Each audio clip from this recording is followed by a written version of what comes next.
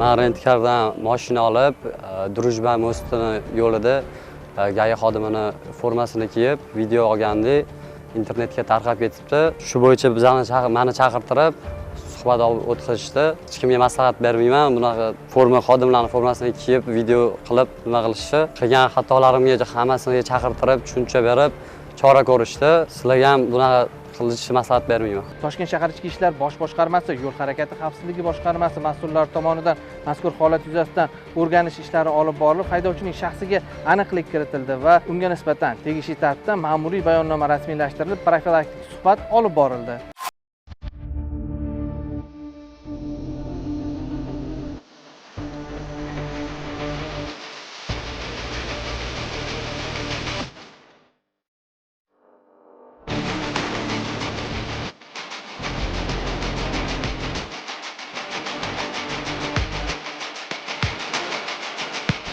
Shahar ichida 210 tezlikda harakatlandim, 60 joyda.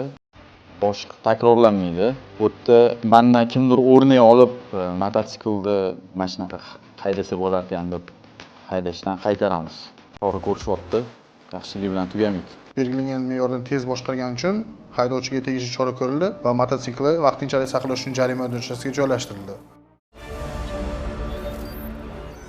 Qamchiq dovonida giyohvandlik vositalari bilan bog'liq holatlar aniqlandi.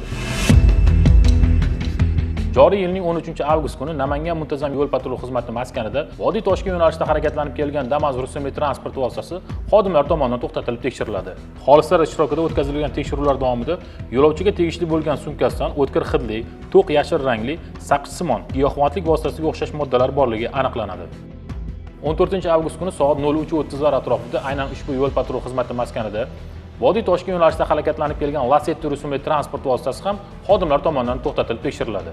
Aynan ushbu transport vositasida ham yo'lovchi sifatida harakatlanib kelgan fuqaro xolislar ishtirokida ko'zdan kechiriladi. Tekshiruvlar davomida ushbu fuqaroning cho'ntagidan qora rangli, selofanga o'ralgan yashil rangli giyohvandlik vositasiga o'xshash moddalar borligi aniqlanadi.